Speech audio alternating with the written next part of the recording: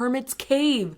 Oh my gosh, no wonder it's related to the message from yesterday. The hermit goes into a cave, and we were talking about the cave and the light at the...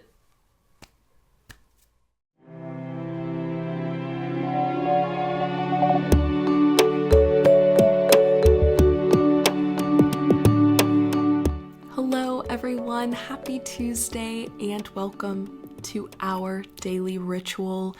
I am Reese Brown with the Cohere Collective, and we are about to undergo a little ritual together this morning to provide some scaffolding for you to build some purpose and coherence on top of through your day today. Our theme of today's session is going to be the second pillar of coherence, which is source that manifests as spirituality. Source is exactly what it sounds like, source, whatever that means to you. To get us started, I am going to light some sage just to cleanse this shared space, release the powerful sage molecules into the air. And as I do so, I invite you to close your eyes or soften your vision and begin to deepen your breath. As this breath deepens, start to come in to the present moment. Call your awareness to wherever your feet are in space. Can you maybe ground them a little bit more, or shift in your chair or bed a little bit so that you're a little bit cozier? And really feel the support of the earth below you. Let gravity hold you. You do not have to hold yourself up in this moment. Just drop. In these next few moments, you also don't have to hold yourself up. This is a time just for you to just be and use the next few minutes however they would best serve you, and give yourself permission to do so, to fully relax and just be here in the present moment.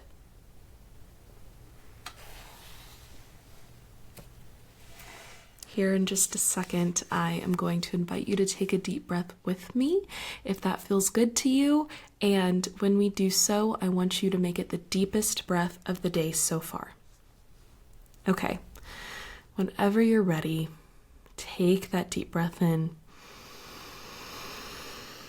And keep expanding, take up more space, and exhale.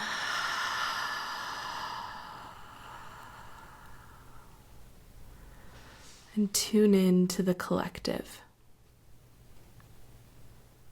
to everyone that is here across space and time, sharing this breath and sharing this ritual. Yes, the earth and gravity is there to support you. So is this community. So am I. Slowly allow your breathing to return to a more comfortable rhythm. And whenever you're ready, gently open your eyes. Okay.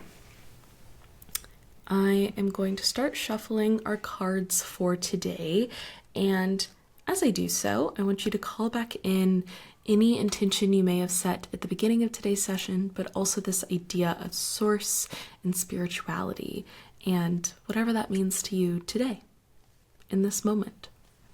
We are sourced from so many things: our parents, DNA, divine spark, personality, psychology, all of these things that make up you.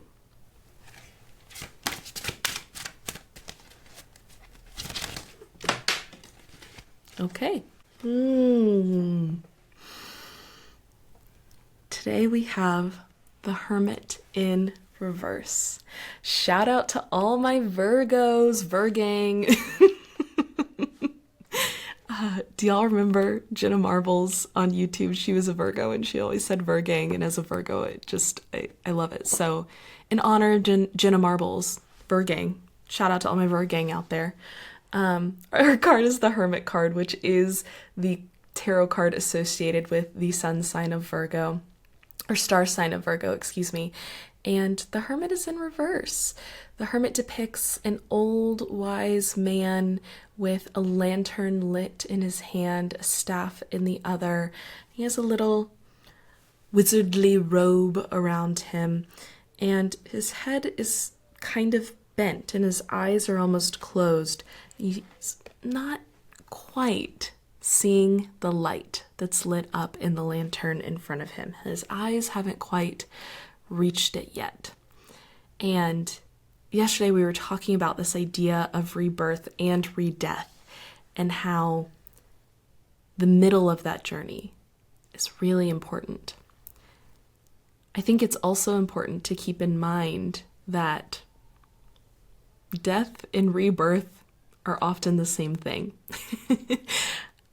I yesterday mentioned I had some ideas after the meditation that was the practice yesterday about what one might see when they exit the cave of self-exploration. And my idea was really that, if you enter into this cave and you're in darkness and you've lost the light that was from the entrance behind you, and you haven't quite made it to where you see the pinprick of light in front of you yet, and you're just in this darkness, and then you keep walking and keep walking and keep walking, and you make it to the other side. That pinprick of light actually leads you to another cave's entrance, right? This cave is a donut that we walk around and around and around, and the same opening, the same mouth of the cave is also the end of the cave, whatever that next iteration is. And the Hermit is all about this cyclical journey, right? Definitely calls to mind the Nietzschean stories, Thus Spoke Zarathustra, this idea of the madman or the poet going into the mountains by themselves and being solely focused on the internal wisdom and finding alignment within the internal source, the source inside oneself, to then light this lantern, to take it back down to those in the village. And in the Zarathustra story, he takes it back down to the village and he's decried a madman, not a poet. And that happens sometimes, right? You think you've struck creative genius and then you say it out loud and you're like, what did I just say? Had a few of those moments recently. But the key with the Hermit in reverse, the reason why I wanted to talk about yesterday's message too, about this idea of the ending and the beginning being the same, is because it's what goes up must come down. And the way the Hermit is ever leaving on this journey of self-exploration, awakening to internal wisdom, the divine internal wisdom, it is also with the understanding that he will enter back into the world once more. And this kind of captured moment of his eyes not quite looking at the lantern, and yet that star, which is a Star of David inside the lantern, by the way, for any symbology nerds out there. I see you, fellow symbology nerds. The lantern is lit, but his eyes are turned away from it. This cycle of recognizing source within us and then wanting to bring it outside of us, right? As the hermit brings it down the mountain in the lit lantern to show the world the light in this lantern. It is both a reverence for that which we could never possibly understand, but also that which only through human experience can be that an understanding can be born, right? It is both of these things. And as the hermit comes down the mountain, it is with the understanding that there is another lesson to learn, that he must go back up into the mountains with this cycle. But also, anytime he is going up into the mountains, it is with the understanding that he will come down and share. So having this reverence for your ability to guide your own spiritual journey, your own spiritual return, right? This image of the donut cave. Yummy new flavor of donut just dropped. Gross. Sorry. No. But this idea of the donut cave that is ever returning, right? Rebirth and redeath. It is over and over and over again. Very Wheel of Fortune, very world energy. You are the one taking those steps forward. And I was called to talk a little bit about all the different things that make up Source in the beginning. And yes, Source, for me at least, I think this obviously changes dependent on your worldview and your spirituality, but for me is about some sort of higher power as well. But I think that there is a wholer power, WHOLER, not a word, but I hope you know what I mean. It's like fractals. If the universe exists in holistic form, right? Like thinking back to the Big Bang. Remember when, you guys? But at one point, physics kind of tells us, obviously this is shrouded in mystery, but there was nothing and then there was something, right? And that something was also the start of time, the start of dimensionality itself. And human beings are made up of the same stuff. We are fractal images of the larger picture, right? Jorge Luis Borges has this quote that says, human beings are all fingertips of God's consciousness. And I really, really love that. And I find it really beautiful. But also I want us to think about this in that we are all fractals of the larger whole. Not in that there isn't wholeness within us. It's like if you break a piece off of infinity, it doesn't make that other piece any less infinity, but it is still a piece of that bigger infinity, right? That you may be the infinity that exists between 1 and 2, but the infinity between 1 and 2 is a part of the infinity that exists between 1 and 100. Does that make sense? And as you navigate your experiential coherent return, it's the hero's journey, right? Your cyclical return to self. That is also the spiritual return to source. Because the same thing that exists in the 1 to 100 exists within the 1 to 2. The spiritual journey is a selfhood journey. And that is what the hermit teaches us. That when we get quiet and focus in on the wisdom that comes from within, we can light this lantern. But know that this is ever evolving. Know that that is not the only part of this journey. I'll also say if any of you have been experiencing some alone time, some loneliness recently, or been in a little bit of a hermitage, you are not alone. I think this period has been one of solitude for a lot of us. If you follow astrology, the astrology this year has been and is and will continue to be wild. And I think in a more like grounded way, reality is a lot right now. And that requires some alone time for processing, right? Like being a human being in and of itself is exhausting. And so you deserve to have a little bit of a hermitage, both for your spiritual growth and in the big heady concepts, but also to eat some chips and watch Netflix. Both of those hermitages are equally important. And yes, you do get some rejuvenation and recharge from that spiritual hermitage, but it's a different type of recharge than the rotting recharge. Rotting recharge. Band name. Call it. No one else can use it. That's going to be my band name.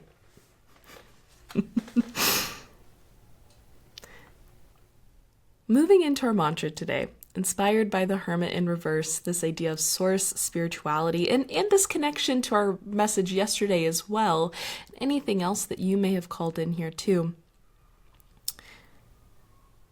Our mantra is going to be, I honor the natural cycle of life. And I think that carries a lot, right? That carries a lot with it, but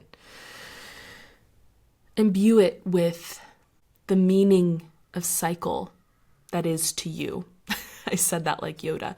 Imbue the mantra with your understanding of cycle. Here in a second, I'm going to invite you to take a deep breath with me. And on the exhale, we will repeat this mantra of, I honor the natural cycle of life.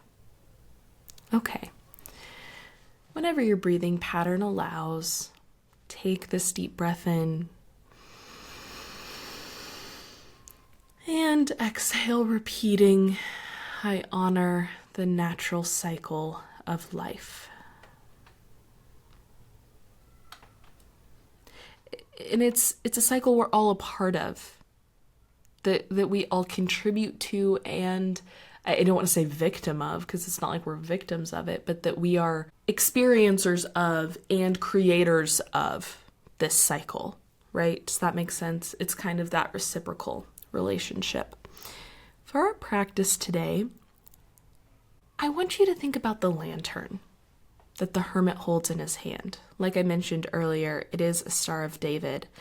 And tarot actually is very affirmative of a lot of different religions, largely Judeo-Christian, but we see symbols from Islam, Judaism, Christianity quite frequently. There's also a lot of Cometian symbology in here as well, and some Zoroastrian symbology. I'm sure there's plenty more that I am just not aware of, but consider this light.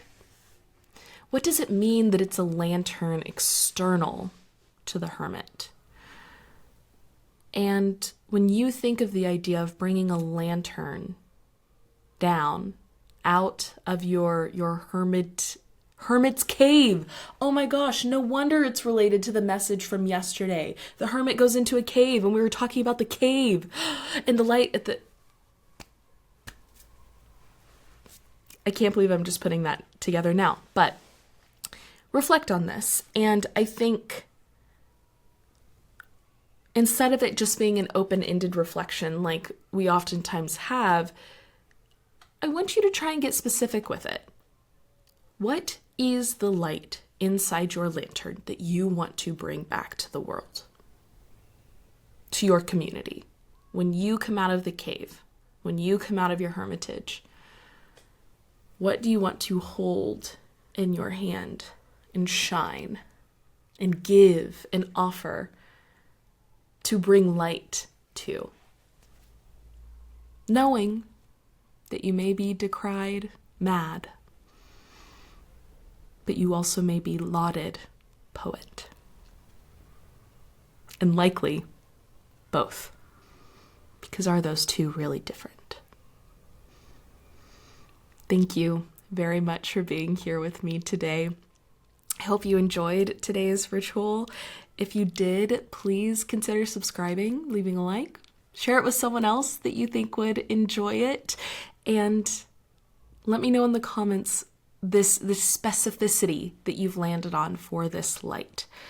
What is that light to you that you want to share? What is your star?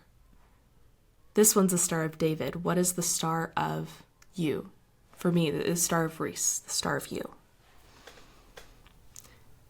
Thank you again for being here, and I'm very much looking forward to seeing you right back here tomorrow. Our Daily Ritual is a podcast by the Cohere Collective that helps you build purpose and coherence into your daily routine. Wherever you are listening or watching, please consider subscribing. If you liked this, please leave it a like or a 5-star rating and a review. These are the best ways to let me know what feels coherent to you and support me in creating more of this. A big thank you to Podington Bear for our Daily Rituals theme music, and as always, I hope you feel like you are living more coherently.